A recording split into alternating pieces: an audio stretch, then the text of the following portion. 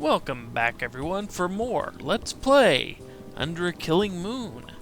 If you recall, we were in the middle of searching through this suite at an escort service, trying to find some hard evidence that Sal is cheating on his wife.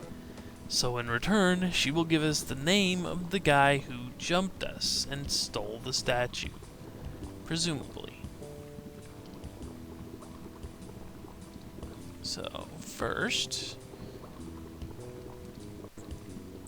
Someone's dropped a cork into this mounted vase. The opening's too narrow to get my hand in. I'd break it, but it looks like it's made out of saranite, that new unbreakable plastic. The cork looks like a typical champagne cork with some wire mesh on it. Wire mesh.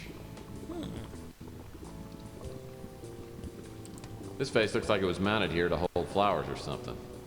Or something, yes. It was made to hold a cork. Don't you know that? That hot tub actually looks like it might be fun. But maybe too much fun. Especially for Sal. Looks like someone left their shorts in the hot tub. I think I'll leave them right where they are. Good idea. Oh, yuck. The towel smells like mildew and fine hops.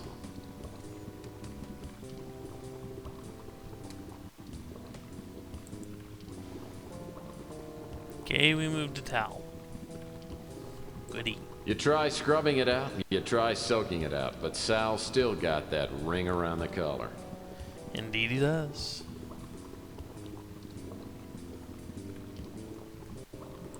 Oh, there's nothing like a fluffy, downy-scented towel. What was that towel covering up? Some type of grate, it looks like. What's that? Looks like a couple of objects have fallen into the drain. With that screwdriver, I could undo the screws on this drain cover and get that roll of film. That's kind of a nice thought, isn't it? Well, you can't really reach. Wonder if this magnet... I mean, that is a metal screwdriver. Well, that's not gonna work. No? Well, there's a small problem. In that the magnet's not quite powerful enough to pull it that far. Beer cans. Oh, they're empty. A series of stark disappointment for Tex there. Come on, let me look at it. Oh, sick. A yucky Band-Aid.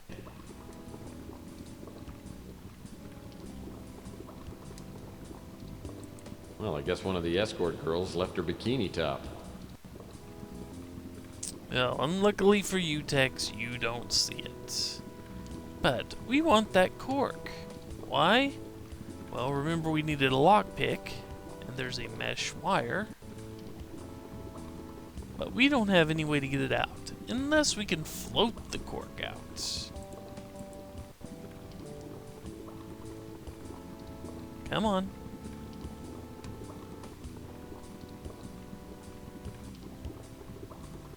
Okay, we have filled up the champagne glass. Even chlorinated water looks better in a champagne glass. If you say so. So this may take a while. And that glass may look nothing like it does in our inventory. But slowly but surely, we're going to take water from the pool, dump it into the vase with the cork until the cork floats to the top so we can grab it. Works for me. As I fill up the mounted vase, the champagne cork floats to the top. I'm just going to reach in and pick it up. Aha. So now, what we want to do is we want to examine it. Just get this piece of wire. There we go. And now we can examine the wire, and now it is long enough to serve as a lockpick. Ah, And you are going to absolutely love what they have found, what they deemed worth being stuck in the one locked drawer. You're going to love this. Come on, get up there. Thank you. And we can pick that lock. It's a shoelace. I hope it hasn't been used inappropriately. That's right. Shoelace was what they deemed worth being stuck in a locked drawer. I don't know how this works. I mean, I know how that works, but I don't know why. I don't ask. But now we can take this shoelace and combine it with the magnet and have magnet on a string.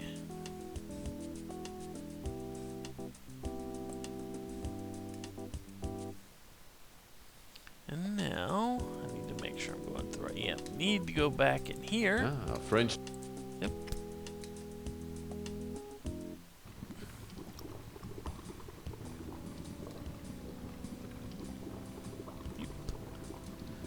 Okay, we use the magnet on a string, pull out the screwdriver, take the screwdriver, we look at it, and it's a screwdriver. Nothing special about it. Looks like a roll of film down there. I believe it's a roll of naughty pictures. Aha! So we grab said roll of naughty pictures, and now we have everything we need. Almost. I'm going to go back to Chandler Avenue, just to the street, and go to...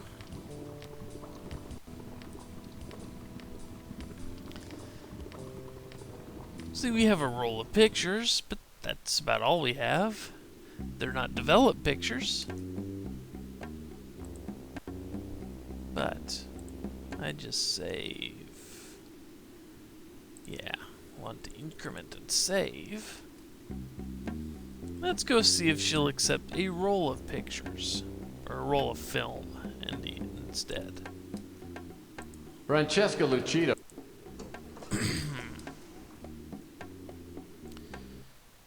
Well, good. I think I might. That's not evidence. See? You can't be serious. And she gets angry. We don't want to make her angry. It didn't lose us any points, but we need something to develop that film. And as luck would have it, our good buddy, Ham Underwood, just so happens to be selling... Get in there. Just so happens to be selling a developing kit.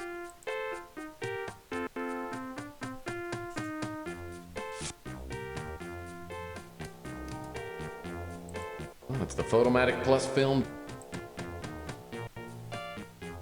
And now,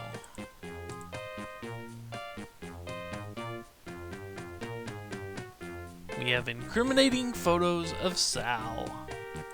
These pictures are sick. Francesca will be so happy. Yeah, I don't want to know what they were... Who is holding the camera? Now that's a solid.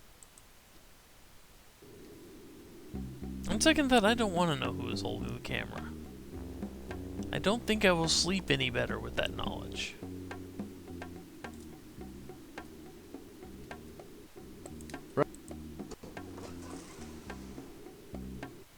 Well, Hand it over. I think. Offer from inventory. oh, excellent. This will do the job nicely. I'll answer all your questions now. You do that. Sorry. I was up late having some espresso, then I saw you get jumped. The guy who hit you was real small, maybe a 5'6", 130 pounds. I didn't see his face. He took your package you were carrying, then ran off. It looked like a professional hit, but he wasn't trying to kill you. Believe me, if he wanted to, he could have. After the first guy took off, I saw another guy come running down from your office. He bent over you and went through your coat. Then he ran off too. I recognized the second guy. He was a mutant named Pug. In fact, I remember seeing him hanging around your office for the past few days. Anyway, I went over to make sure you were okay. Sal showed up a few minutes later and made him carry you up to your office. That's all I know. That's reassuring, isn't it? Pug is ugly as sin and smells like he sleeps in a latrine. On and off for the past week or so, I've seen him keeping an eye on your office. So it looks like we need to locate the whereabouts of this Pug. And just to save time, since, you know, this video is getting kind of close to over, just right now we need to be on the other side of this, all the way back to the Golden Gate, and we need to talk to Beak. What a shock, huh? Hiya, matey. Ask about Pug. Pug and I used to hang out sometimes, but I haven't seen him for a while. I heard he's gotten a job of some kind. He doesn't work very often, and he usually sleeps in a box down by the Snow White warehouse.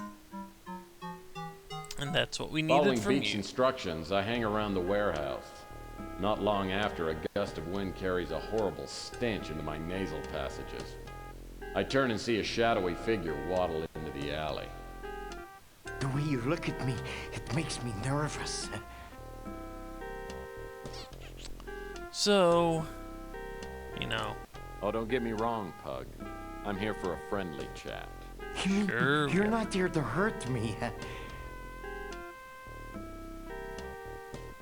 eh, Now, why would I want to pound on you, little buddy? Oh, no reason. I guess I thought you were someone else. I must be going now. oh, no. Listen, I brought my gun. I don't fire as many warning shots as I used to. This talk of guns has frightened me. I think I've soiled myself. TMI. You know, I don't care what you think. 'Cause right this second, you've got one foot in the grave, and the other's on a big fat banana peel. Yes, and what right do I have to think? You despise me, don't you? Please don't kill me. Usually, I wouldn't think twice about punching out a two-bit crook like you. But you just get my knuckles all grimy. Why are you treating me like I'm some kind of criminal? Because I can't justify treating you like a lady. You're a cynical person, if you'll forgive my saying so. No, we don't forgive you Who, me? for anything. Cynical? What a load of crap. Now give me my wallet before I break you in half. Here's your wallet. You will see I have spent very little of your money. Yeah, we'll take out the Tell me, difference in your hide. how did you find me? Well, you're pretty sneaky, but someone saw you rob me. They also said you were tailing me. I was hired to follow you. I provide people with information through ways of my own. People actually hire you? Who's the sap that had you following me? I was hired by an old PI who called himself the Colonel. Oh, son He of paid me to follow you and report back on everyone I saw you talk to. He also wanted me to Sheesh. tell him if I saw you with a little statue of a bird. He told me very little else, though he said that he had to find out if you could be trusted. There, I have told you everything I know. Now let me go, and I shall not bother you again. Good idea, because we'd probably beat you in half if, you know, we saw you again. Probably break him in half and hide the body somewhere. But for now, I'm going to call this a video because the next part we get cutscenes pretty much back to back. So, next time we go talk to the Colonel and see what he knows about this whole mess, since he hired that vile little person to tail us and steal our wallet. So, hope to see you next time, folks. Take care, everyone.